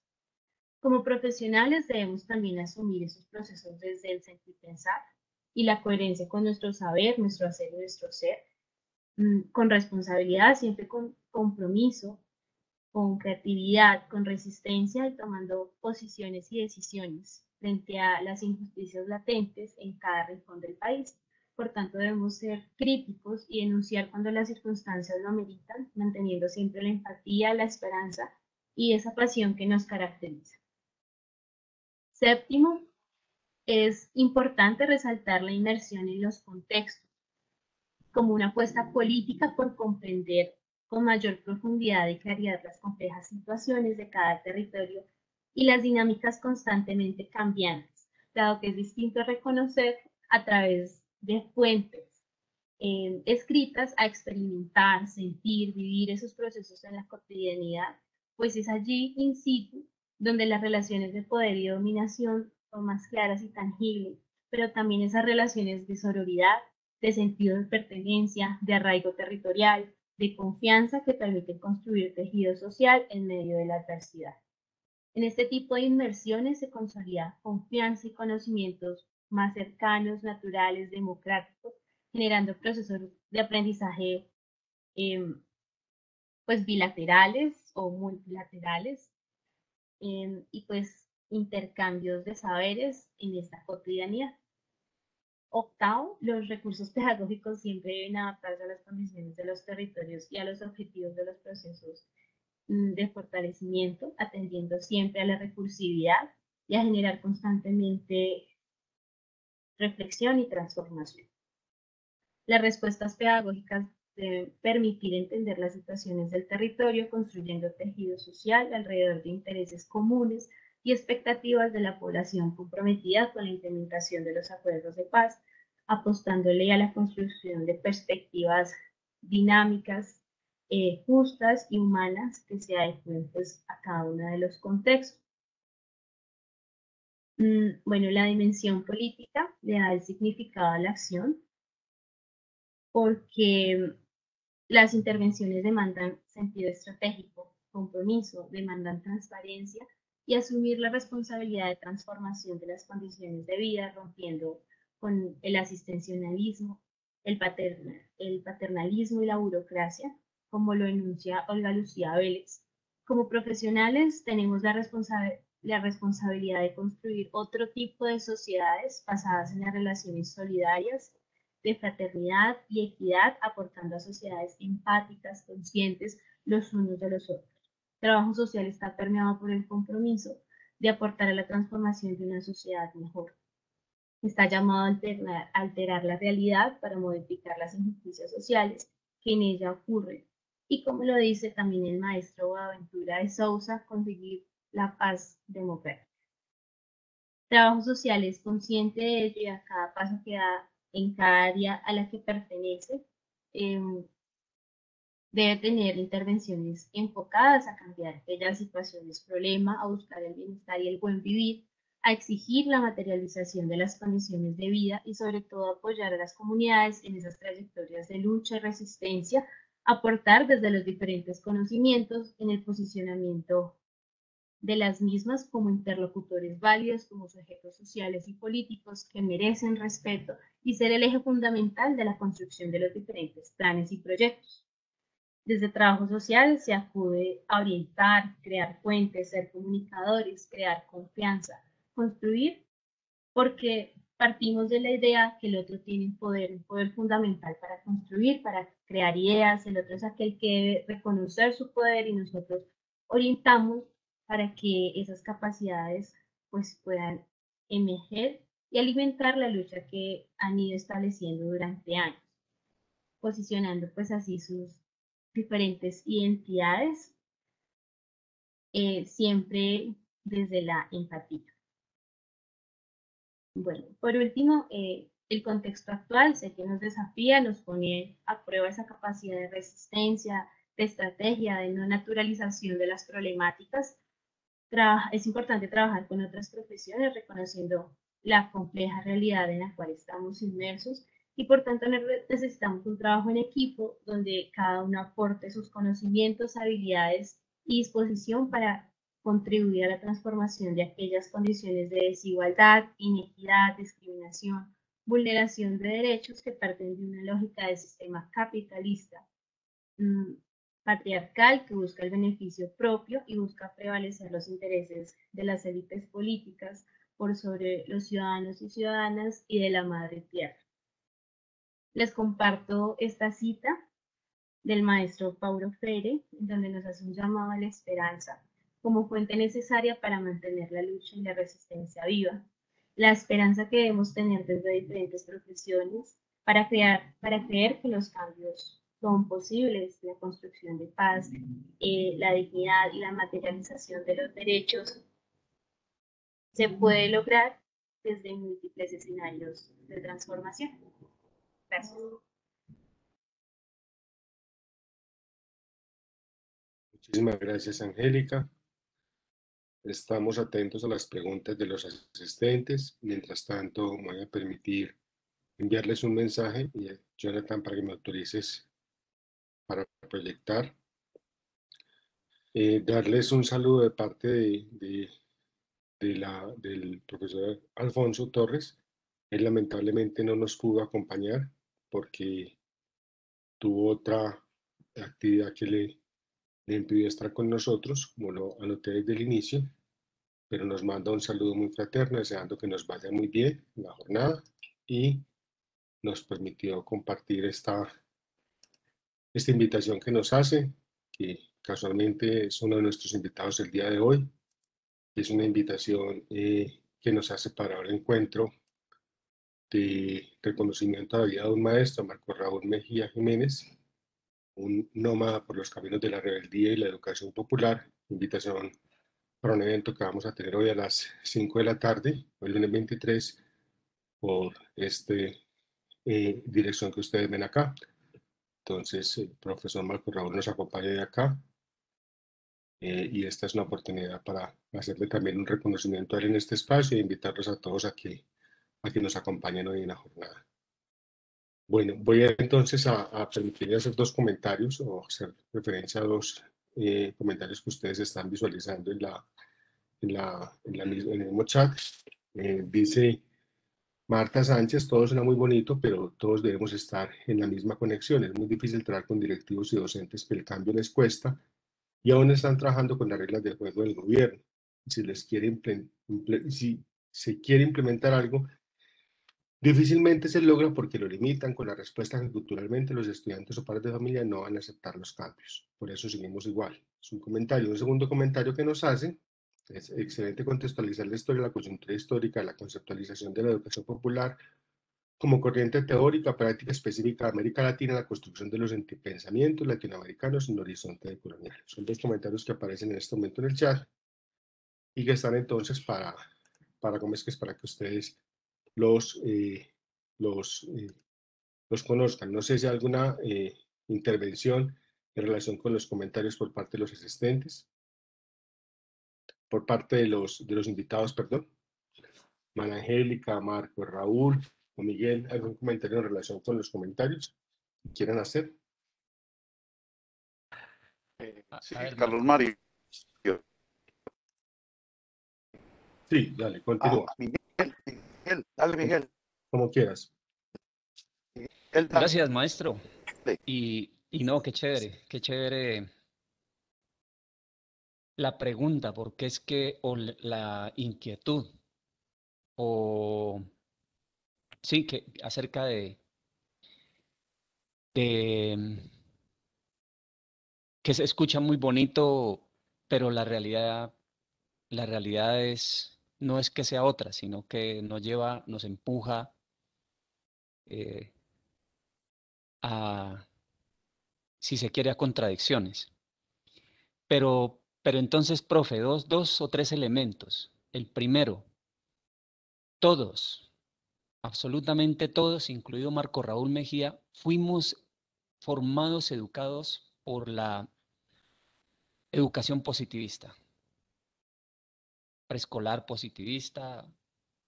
No sé si en el tiempo en que se educó Marco Raúl haya existido el preescolar, pero primaria positivista, secundaria positivista. Ya en la universidad se entra a tener esas confrontaciones, pero fuimos formados en gran medida por el positivismo y hay que aceptarlo. Si no lo aceptamos, no, tenaz. Lo segundo, el gran reto de quienes estamos convencidos que la educación popular es y será, debemos tener paciencia, debemos tener prudencia, táctica, porque nuestros compañeros, nuestras compañeras, hay que formarlos, hay que deformarlos para formarlos. Y un último aspecto, y Carlos Mario, vamos a hacer una presentación cortica, si nos permiten, para demostrar que es posible, ¿vale? Dale.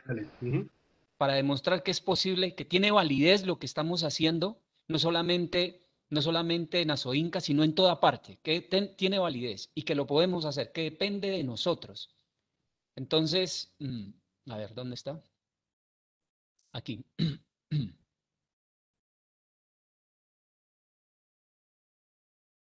Sí estamos mirando. Sí, perfecto, ahí se está viendo bien. Bueno, entonces, esta es la estructura organizativa de la política o del Estado en cuanto a la educación en Colombia. Ahí está. Modelos pedagógicos, sistema público de educación, calidad, eficiencia. Bueno, absolutamente todo lo central. Ahora bien, ¿qué nos corresponde hacer a nosotros con esto que está puesto aquí, que es, si se quiere, la bitácora, que inicia como política educativa y que la Constitución tiene unos cimientos y que para el Estado es instrucción y mano de obra barata? Eso es central que lo comprendamos. La educación hoy es para formar mano de obra barata. Esa deserción que nosotros señalábamos de más del 50%, ¿para dónde va si no es mano de obra barata? De ahí que nosotros digamos que no debemos instruir sino educar. ¿Y desde dónde o cómo para que los profes nos entiendan que es posible? Entonces vamos a mostrar otra diapositiva y con esto, Carlos, me excusa que me extienda y Dale, tranquilo. aquí está. Miren, la Constitución que nos dice, dentro de los derechos fundamentales y dentro de los derechos sociales, económicos y culturales. Primero, que estamos en un Estado social, eso no ha cambiado. Y esto está puesto de acuerdo a los articulados. Otro, que gozaremos de los mismos derechos, que tenemos libertad de conciencia. Y lo más importante, el Estado garantiza las libertades de enseñanza, aprendizaje, investigación y cátedra. Hasta ahí nadie lo puede cambiar, salvo que lo dejemos cambiar. En adelante, la misma Constitución dice que la educación es un derecho fundamental, que la educación es un derecho de las personas, que será gratuita, que el Estado tiene el deber de garantizar. Ahora bien, con esto, ¿qué es lo que hacemos desde la Ley General de la Educación? Hacerlo respetar. encaminarlo, confrontar la educación tradicional con la educación popular. ¿Desde dónde? Y la Ley General de Educación la hemos colocado en 3 grandes bloques. Los derechos constitucionales que tiene, los derechos políticos que nos permiten y los derechos pedagógicos que nos provocan. Desde los derechos constitucionales nos dice que la educación es un proceso de formación. Ahí está la clave. Que favorece el pleno desarrollo de personalidad. Ahí está. En lo constitucional. Y en lo político dice que gozamos de autonomía. Aquí, si no lo aprovechamos, si no lo garantizamos, si no lo hacemos, ¿autonomía de quién? ¿Autonomía para qué? Y en cuanto a derechos pedagógicos, dice que tan así que nos dan el proyecto educativo institucional con principios, fines y todo para que lo hagamos. Ahora bien, ¿cuál será nuestro reto entonces? Pues a nosotros nos parece que teniendo ahí ya con esto dejamos de presentar, me quedó grande fue salirme de la presentación.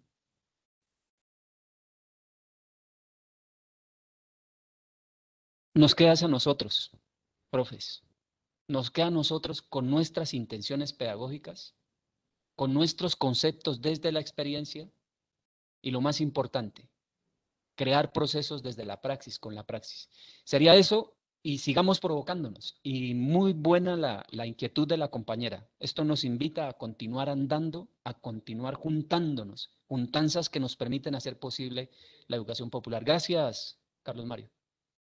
Gracias, Miguel. Damos entonces la palabra a Marco Raúl y cerraríamos con una breve intervención de hacer la síntesis de lo que ha sido todo este proceso, todos estos 3 encuentros que ahí tendremos como invitada a María Rosy Goldar. Entonces, te damos la palabra, Marcos.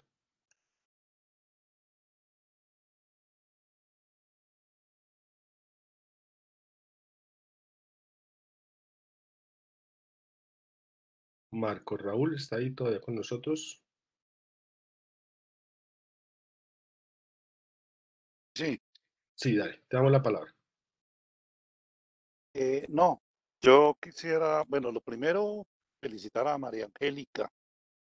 Creo que es un bello trabajo que nos muestra una de esas dimensiones que hay que seguirle agregando a toda esa lista que yo hacía de educación popular en salud, que tiene unos antecedentes bien bonitos en Chile, en Bolivia, bueno, en muchos sitios de América Latina que me haría larga enumerar.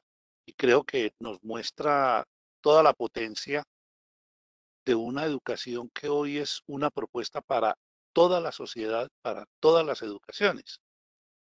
Y ahí también quisiera entrar a responderle a Marta. No hay, en educación no hay una educación, la educación es un campo en disputa. Y es un campo en disputa porque los seres humanos actuamos desde intereses. Y los intereses construyen nuestra subjetividad y en última construyen nuestra ética.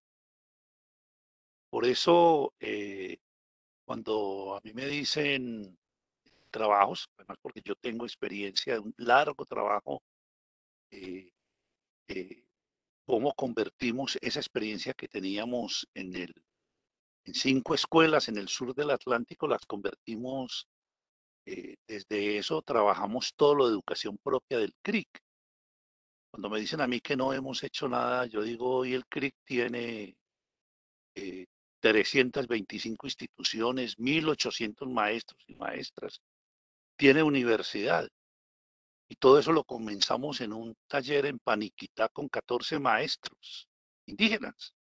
Entonces, cuando la propuesta de la investigación como estrategia pedagógica que habíamos desarrollado en esas escuelas campesinas de la costa, por razones que no es del caso analizar aquí, pudo llevarse al Estado cuando salimos en medio de una disputa durísima en donde los sectores más conservadores decían que lo que tenía conciencias ahí era un caballo de Troya de la educación popular y yo iba a dar los debates a todas partes, porque defendía en esa disputa lo que hacía.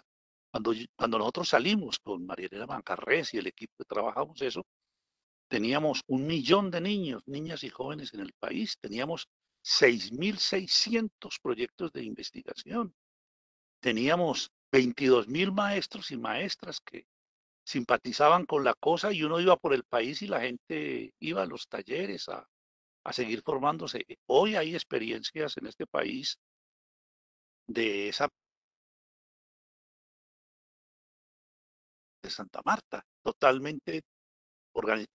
Entonces creo que cuando uno mira las cosas desde el maximalismo es muy difícil verlas, pero cuando uno las ve desde las experiencias concretas, desde los territorios. ¿Por qué? Porque es que el capitalismo se pena en el territorio, el neoliberalismo se sufre en el territorio. Y por eso es tan lindo lo que María Angélica nos contaba cuando hacía concurrir al territorio la necropolítica en la que el capitalismo de este tiempo organiza esos sistemas.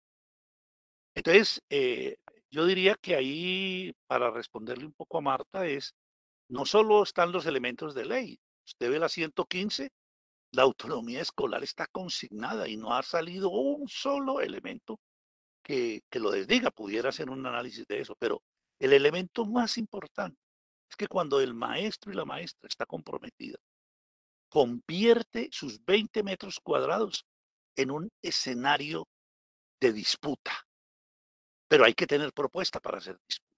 Y esa es la dificultad, que en alguna medida hemos venido siendo educados en todo un proyecto, que es lo que yo sostengo en este último libro mío. Muestro cómo el capitalismo hoy produce un proyecto homogéneo, único, una educación a nivel mundial, que es lo que miden las pruebas PISA, los estándares. Pero en el tercer capítulo muestro 25 experiencias en América Latina que están confrontando eso. ¿Por qué? Porque yo ahí sí soy.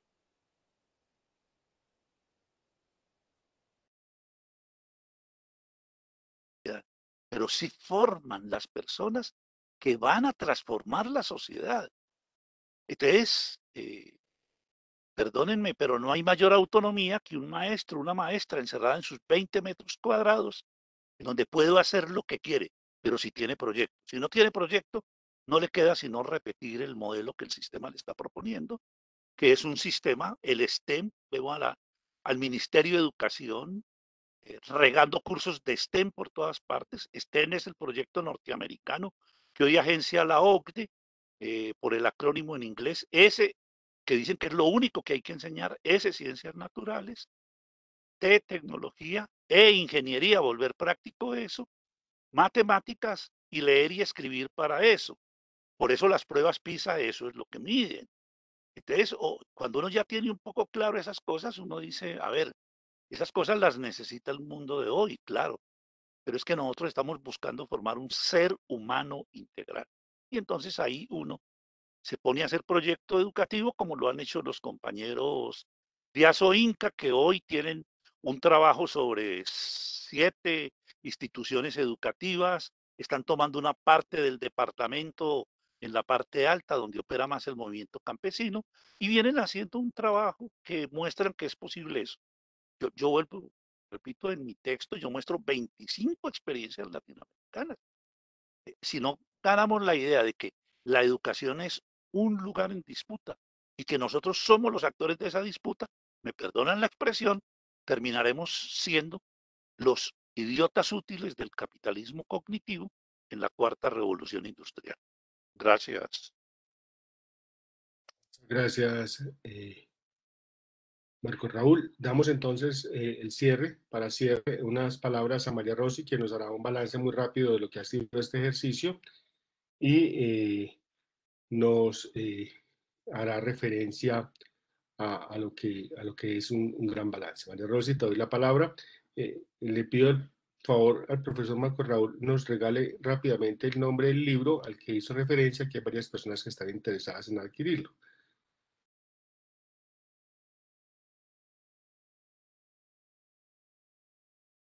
Sí, se llama Educaciones, Escuelas y Pedagogías en la cuarta revolución industrial desde nuestra América. decía que un poco lo que presenté era parte del tercer capítulo, pero ahí, o sea, es un poco la educación hoy, el capitalismo, ¿qué está haciendo con la educación? Bueno, primero, ¿qué está haciendo con esa cuarta revolución industrial? Pero cómo está organizando la escuela para el servicio de ese capital, pero cómo las resistencias se están construyendo desde América Latina y en Colombia hay resistencias muy potentes. Repito, educaciones, escuelas y pedagogías en la cuarta revolución industrial desde nuestra América se consigue librería, en cualquier librería nacional, todo eso está hecha en ediciones desde abajo. Y además es como la editorial crítica que queda en este país y que la que yo le regalo los derechos de autor para tratar de sostener ese proyecto editorial. Listo, gracias. Muchas gracias, profesor Marco Raúl. Bueno, María Rosy, tiene la palabra. Sí. Tardes ya desde acá, no sé si me escuchan. Te estamos escuchando bien. Continúa. Bueno, muchas gracias. Bueno, en primer lugar, obviamente agradecerles a la Universidad de La Salle y al colectivo colombiano del CEAL la oportunidad de haber sido parte de este proceso y desde aquel primer encuentro en el mes de marzo, en que dije que era como un privilegio en el mejor de los sentidos, porque era encontrarme con toda mi trayectoria vital en que como educadora popular y trabajadora social habían convergido como las dos campos de mi desarrollo personal y colectivo, tanto en CEAL como en mi desempeño como trabajadora social. Y los tres momentos que tuvo este ciclo de primero Paulo Freire, Educación Popular y Trabajo Social, en esa primera sesión que compartí con ustedes, como luego la de sistematización de experiencias desde el pensamiento de Paulo Freire y cómo la sistematización había convergido también como un nutriente fuerte y una posibilidad de dar cuenta de la especificidad de la experiencia en el campo del trabajo social, y esta tercera que creo que es de una riqueza muy grande, la dimensión política y pedagógica del trabajo social, en la que claramente se vio como en la exposición de María Angélica, cómo estas confluencias se dan casi no diremos naturalmente, pero sí intencionadamente en la formación de trabajadores y trabajadoras sociales, porque bueno, ella claramente demostró cómo la formación del trabajo social nutre procesos territoriales, procesos organizativos en los cuales está lo que Marco Raúl marcaba de que en los territorios y en los distintos ámbitos de la educación popular lo que está en juego son los intereses hacia los cuales contribuye o no nuestra práctica política, epistemológica, nuestra práctica como intelectuales y hacedores del campo de lo social.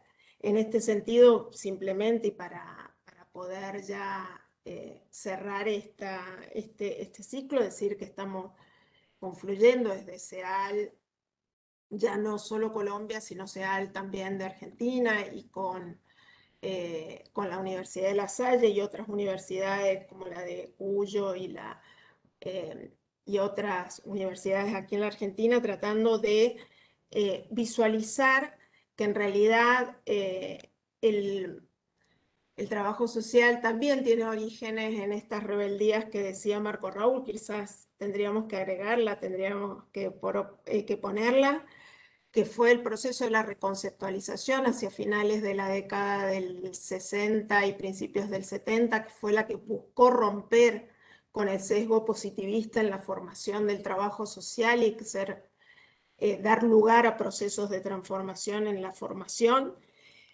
y que en esto de no repetir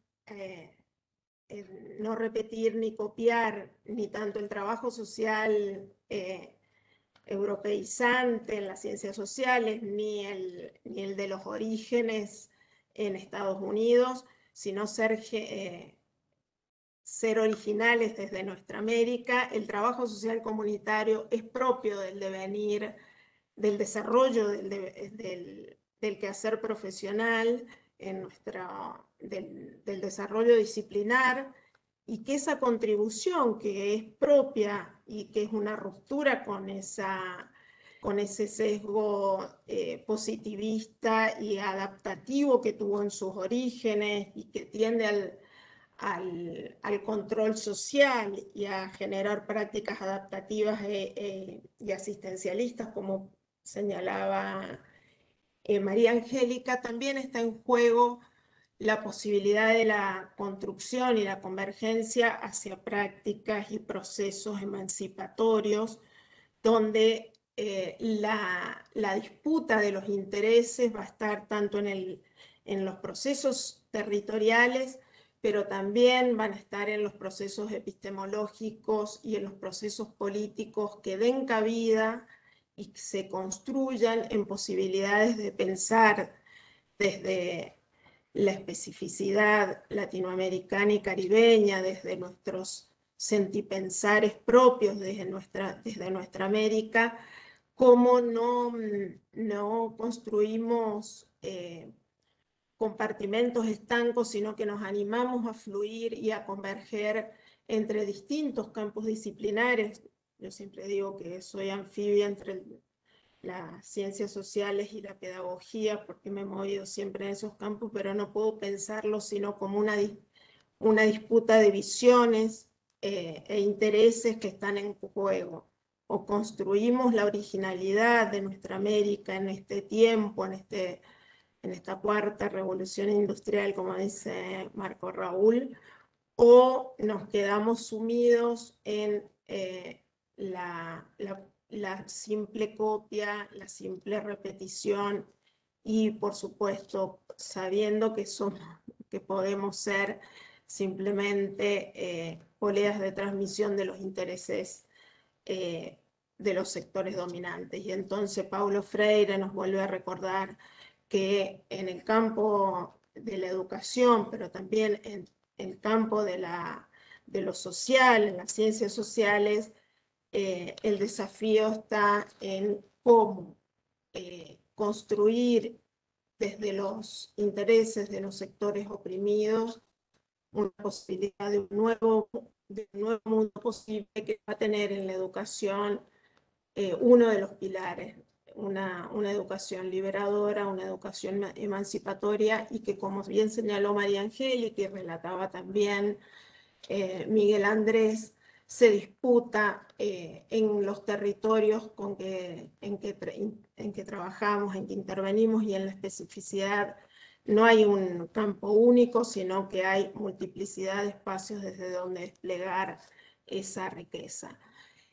Por lo tanto, bueno, agradecer a la Universidad de La Salle. Estamos embarcados en nuevos proyectos hacia futuro, donde esta doble entrada desde la educación popular y desde el trabajo social puedan abrir a futuro nuevos proyectos, y ojalá sigamos caminando, no solo porque ya nos encontramos, sino porque los desafíos son múltiples y son justamente como desafíos horizontes abiertos. Así que bueno, por ahí voy dejando mi intervención, simplemente agradecer por esta también anfibio modo de ser entre Argentina y a veces colombiana con ustedes allí. Muchas gracias, María Rosy. Agradecemos a María Rosy, a Marco Raúl. Damos también un saludo de parte de Luis Enrique Buitrago, quien es nuestro enlace CEAL en Colombia. Luis Enrique pues no se conecta para conversar con nosotros, está ahí, pero no abre el micrófono por efectos del manejo del tiempo, para ser cumplidos con ustedes, pero agradecemos, les mando un saludo muy grande. Les damos saludos a Marco Raúl, a Miguel, nuestra compañera egresada, a Fernanda, que ha hecho posible todo este ejercicio conjuntamente con todos los que están asistentes en el día de hoy, con todas las personas que están asistentes en el día de hoy. Muchísimas gracias y que tengan un excelente resto de semana. Que estén muy bien. Hasta luego. Abrazos y gracias. Abrazos, un gran cariño. Hasta luego, gracias. Hasta luego, María Fuerte Angélica. abrazo. Chao, Gracias. María Angélica, chao. Rosa, gracias, chao. Saludos, Hasta muchas pronto, hasta esta gracias. tarde. Carlos, hasta luego, chao. Y que chao.